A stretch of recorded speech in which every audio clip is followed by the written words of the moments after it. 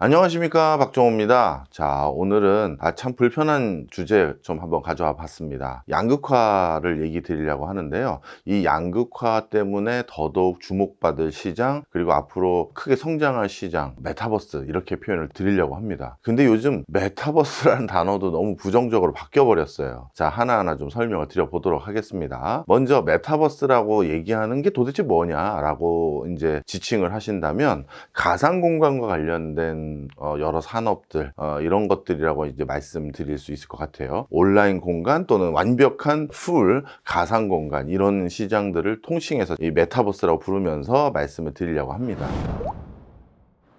사실 먼저 메타버스라는 단어가 이제 부정적으로 바뀐 가장 큰 이유는, 일단 메타버스라는 건 엄정한 학문적 개념이 아니에요. 많은 분들이 그 메타버스라는 단어를 너무나도 자의적이고, 그리고 뭐 자신들의 상황에 맞게끔 사용하는 경우가 있는데, 이 메타버스라는 이 단어는 원래 한 소설가가 자신의 소설 속에 있는 실제 세상과 가상 세상을 넘나드는 그러한 상황을 지칭하기 위해서 메타버스라는 단어를 쓴 겁니다. 말 그대로 소설가가 장명한 내용이에요. 그런데 그 교수님, 메타버스가 뭡니까? 교수님은 메타버스에 대해서 이렇게 얘기를 해버리시면, 제가 사실은 그 말씀 주신 메타버스가 우리가 통칭하는 메타버스를 그런 걸 말하는 것인가요? 아니면 거기에서 뭘 말하는 건가요? 복잡해져요. 예. 자, 이거는 자연 법칙이 아니고요. 그냥 말 그대로 우연히 그런 소설가가 지칭한 게, 요즘 우리 현실 세계에서 그렇게 구현돼 가고 있는 모습들이 AR, VR, XR, MR 등의 형태로 전개되고 있기 때문에 그런 거를 메타버스라고 통칭하기 시작한 것 같습니다. 자, 그러다 보니까 어떤 문제가 생겼죠? 주식시장에서 뭔가 테마주를 찾거나 아니면 자신들의 회사의 주가를 올리려는 사람들이 이 메타버스라는 이 키워드를 뭔가 미래지향적인 신산업과 그 신산업을 우리 회사가 하고 있습니다 라고 하면서 주가를 부양하려다든가 자신들의 회사에 관심을 두게 만들려든가 하면서 이거를 자꾸 활용하다 보니까 이 단어가 가지고 있는 실질적인 내용들보다도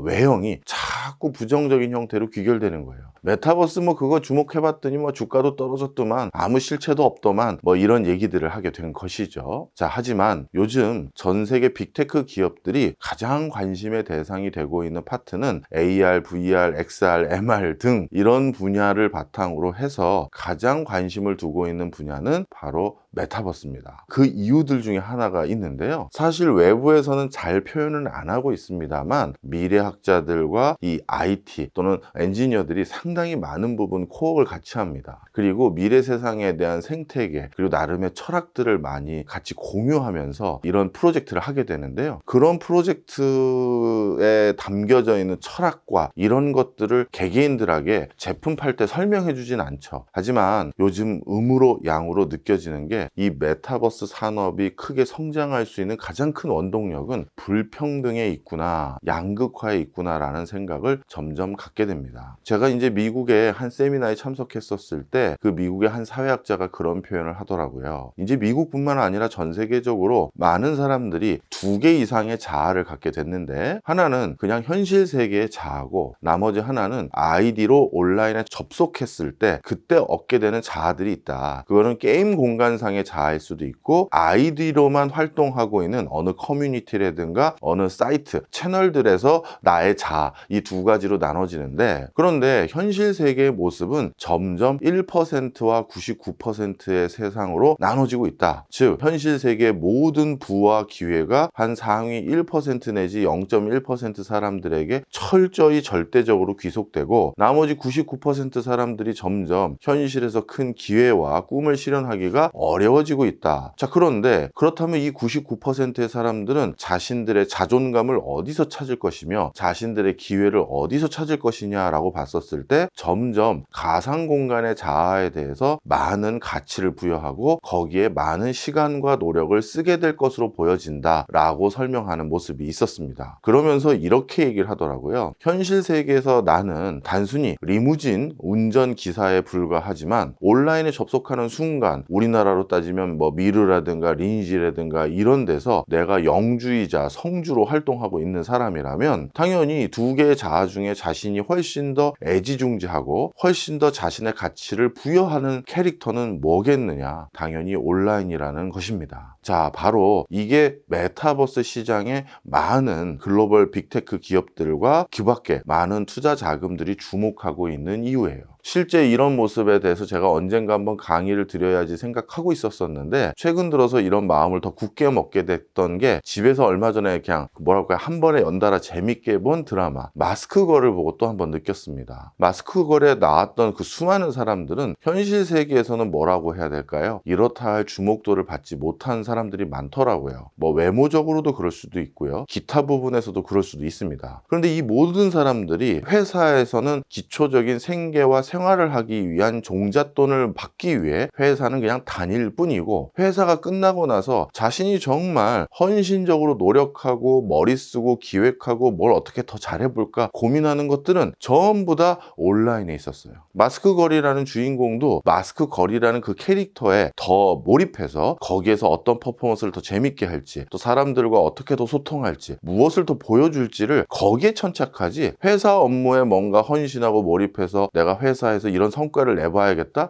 그런 모습들은 연출되지 않더라고요. 남자 주인공인 안재홍 나온 모습도 많이 봤는데요, 그 사람 역시 회사에서의 모습은 무표정하고 무기력하고 소극적인 대응이 일반적이었습니다. 그런데 안재홍이라는 사람은 자신이 회사에서 받은 돈을 바탕으로 자신의 어떻게 보면 만족을 느끼고, 그 다음에 자신의 가치를 부여하고 있는 것은 온라인에서 자신이 뭔가 누리는 그 수많은 것들, 왜 현실 세계에서는 성공적인 교류 협력이라든가 대인 커뮤니케이션 이런 게 원활하지 않았는지 철저히 온라인에서 많은 것들을 향유하더라고요. 자, 그러다 보니까 이게 지금 전 세계, 우리나라를 포함해서 모든 사회에서 일어나고 있는 현상입니다. 한국에서도 최근 급격히 문제가 되고 있는 게 고립 청년이에요. 일상생활을 철저히 외부와 단절하고 집에서나 아니면 자신의 방에서 상당 기간 체류하거나, 그리고 외부와의 어떤 커뮤니케이션을 점점 줄여가는 이런 사람들이 늘어가면서 그게 청년들이기 때문에 더더욱 문제가 되고 있는데요. 바로 이런 사회 현상. 자, 그렇다면 비즈니스 관점에선 많은 사람이 시간을 허비하고 있고 많은 사람들이 쳐다보고 있는 그곳에서 비즈니스의 다음 세컨 찬스를 얻어야 되는데, 그렇다면 뻔하죠. 메타버스 공간입니다. 자, 그런데 기존의 온라인 공간상에서 우리가 누렸을 때 뭔가 좀 아쉬움이 있어요. 2D라는 환경 속에서 단순히 평면적인 시각 정보만 나에게 제공하지 촉감이라든가 후각이라든가 공감감 이런 것들은 제공해주지 못한다는 아쉬움이 있었죠. 그런데 요즘 빅테크 기업들이 들고 오는 이 메타버스 기기들은 철저히 공간적인 감각을 추가적으로 줄 뿐만 아니라 모션, 움직임에 대한 즐거움 이런 것들을 주고 있고요. 이제 머지않아 센서가 부착되어 있는 장갑이라든가 웨어를 입은 다음엔 자극을 느낄 수도 있게 되는 것이겠죠. 이런 식으로 메타버스 시장의 초입에 이미 진입을 하고 있는 상황입니다.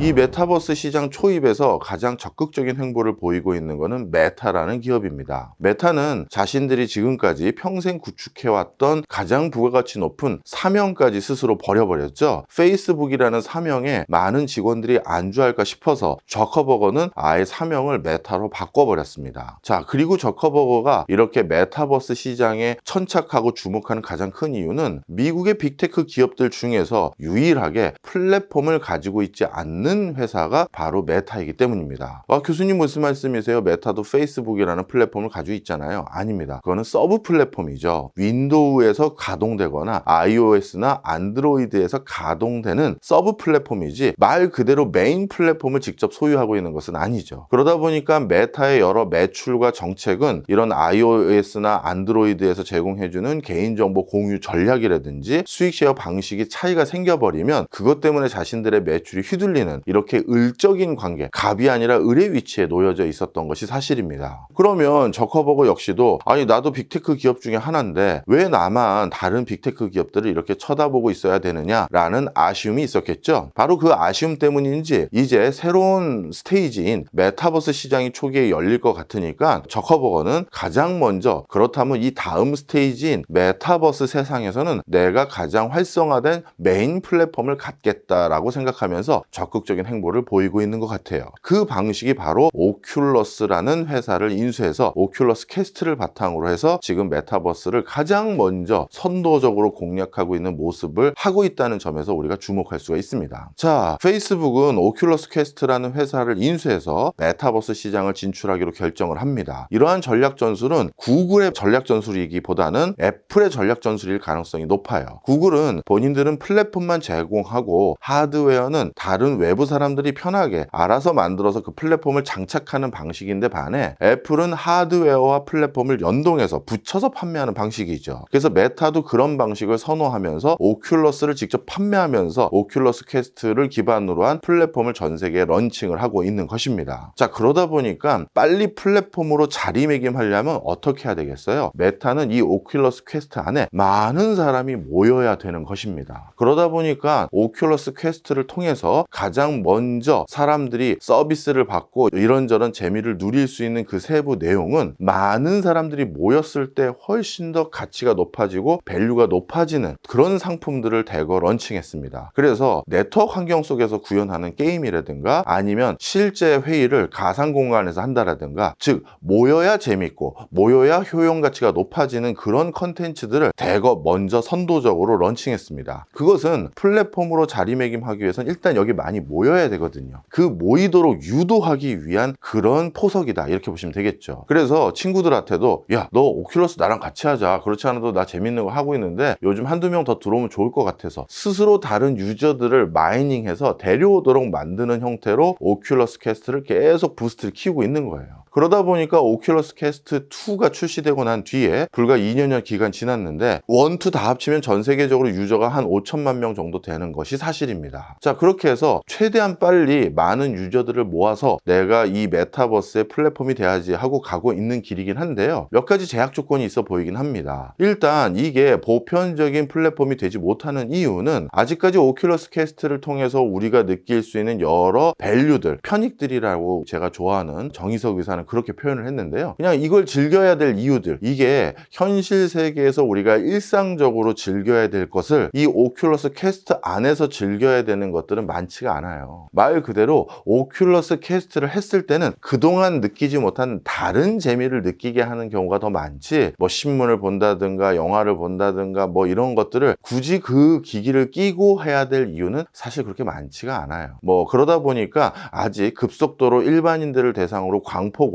이 플랫폼, 이 기기가 보급화되고 있지는 않은 건 분명한 사실입니다. 하지만 아직까지는 이 VR, AR 이 두 가지가 모두 구현되는 게 오큘러스 퀘스트인데요. 이 두 가지가 모두 구현되는 기기 중에서 전 세계에서 가장 많이 팔린 게 오큘러스 퀘스트인 건 분명합니다. 근데 오큘러스 퀘스트가 이제 큰 문제에 봉착하게 됐는데요. 바로 애플이 비전 프로라는 또 다른 메타버스 기기를 출시했기 때문입니다. 그래서 저커버거는 비전 프로를 직접 체험해 보고 나서 나름대로 거기에 대해서 코멘트도 장시간 올려놓은 것도 있습니다. 하지만 저커버거가 생각하는 것과 달리 저는 비전 프로가 오큘러스 퀘스트하고는 전혀 다른 결로 진화 발전을 해가고 있을, 초창기는 적어도 그런 모습을 많이 보게 되어 있어요. 일단 애플에서 제시하고 있는 비전 프로라는 것은 쉽게 말해서 메타버스에서 새로운 플랫폼을 또 하나 구축해 봐야지라는 애플의 전략이 숨어 있는 게 아닙니다. 그러니까 메타 입장에서는 메타버스 시장에서 새로운 플랫폼을 놓고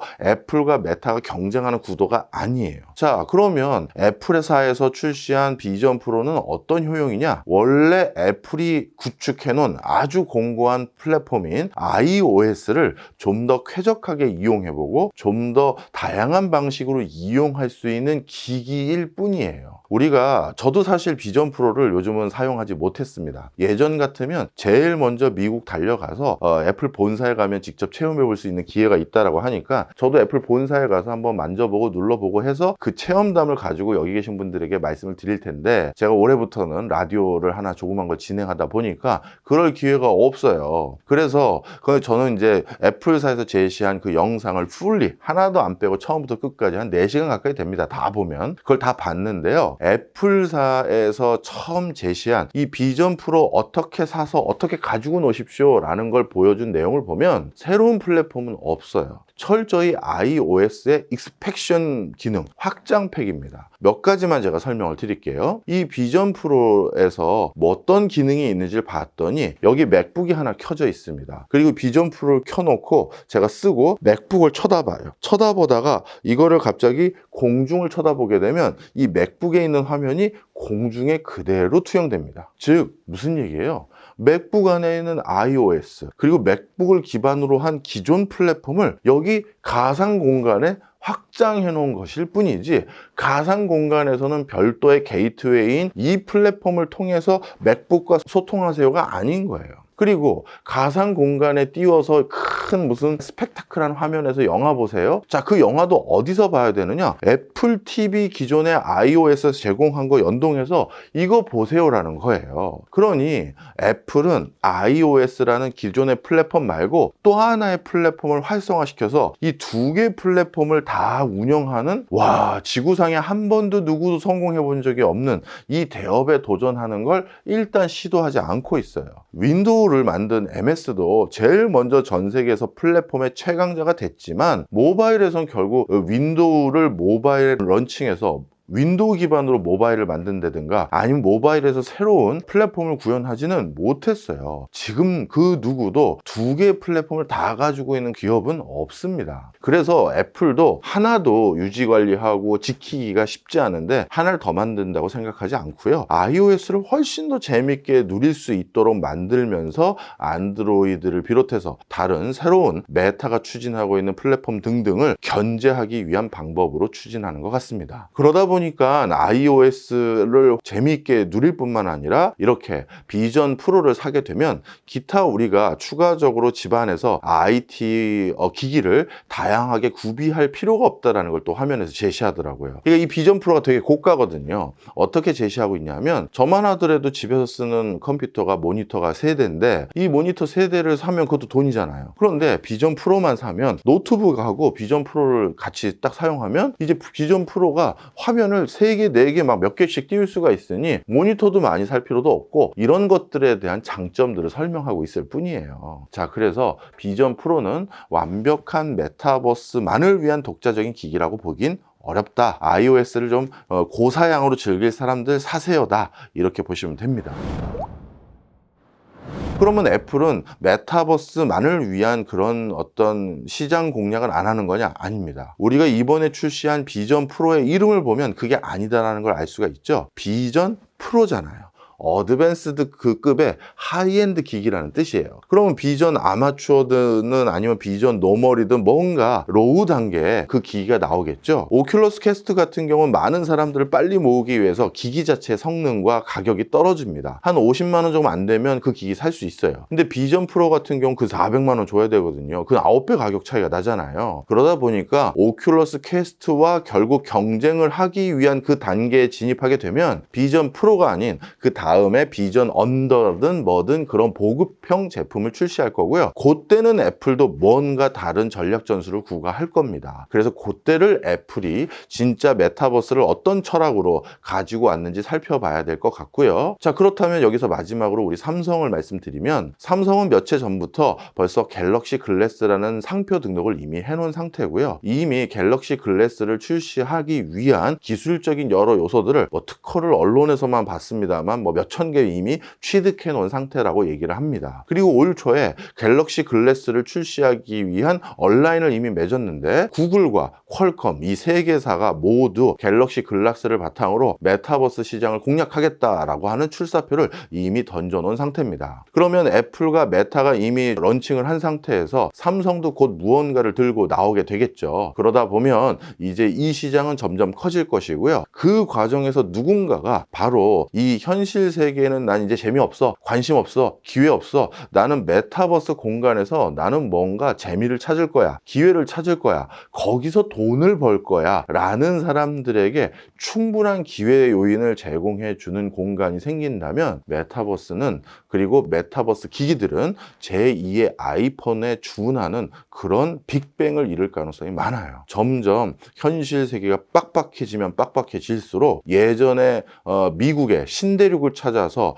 유럽에서 귀족이 아닌 사회적으로 약간 기회를 찾지 못한 세력들이 전부 미국에서 새로운 기회를 찾으려고 넘어왔던 것과 똑같은 흐름이 결국 전개될 겁니다. 그래서 메타버스라는 이 시장은요, 양극화가 심화될수록, 불평등이 심화될수록 그 시장 기회는 점점 많아질 수밖에 없는 것이다, 이렇게 보시면 되겠습니다. 자, MS도 홀로랜드라는 나름대로 메타버스 기기가 있는데 이건 B2B용입니다. 기업에서 기기를 쓰고 여러 가지 편의를 누릴 수 있는 형태로 진화가 되고 있고요. 중국에서도 나름대로 메타버스 기기들을 많이 지금 런칭해서 사용하고 있는데 중국도 주목을 할 필요가 있어요. 왜? 중국도 양극화가 극심해지고 있고 이런 메타버스 기기에 특히 밝은 청년층이 요즘 실업률이 급증했기 때문입니다. 자, 우리가 생각한 것보다 메타버스 시기 조금 빨리 오지 않을까라는 생각이 들어서 이 강의 준비해 봤습니다. 저는 다음 시간에 또 흥미로운 주제 가지고 또 인사드릴게요. 고맙습니다.